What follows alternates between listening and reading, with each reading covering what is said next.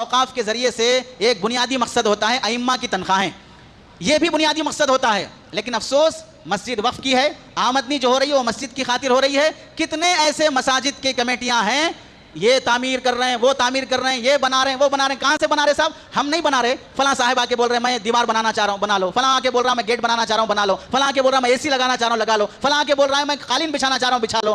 ان آنے والوں کو یہ بد دماغ غلیظ قسم کے لوگ یہ نہیں بول سکتے ہیں ضرورت اس وقت مسجد کو اے سی کی نہیں ہے، ائمہ کی تنخواہیں 10,000 5,000 8,000 ہے، 20 سال سے امامت کرنے کے بعد اس کی طرف توجہ دیا جائے۔ 2 لاکھ 1.5 لاکھ 2.5 لاکھ 3 لاکھ بھی بعض مسجدوں کا انکم ہے، لیکن مسجد کے امام کی تنخواہ 25 سال ہو گئے امامت کرتے ہوئے 11,000 سے آگے نہیں بڑھی ہے۔ 25 سال سے کسی کی اولاد مسجد میں کام کرتی تو کیا وہ 11,000 پہ اٹکی ہوئی رہتی؟ بے شرمی کے ساتھ بولتے ہیں، پھر کہتے ہیں کہ بھئی بہت سخت بول دیا جا رہا ہے کمیٹیوں کے بارے میں۔ دل کو لگتی ہے بات تو ہم معذرت چاہنے تیار ہیں، معافی چاہنے تیار ہیں، لیکن یہ فرعونیت کب ختم ہوگی؟ یہ درندگی کب ختم ہوگی مسجد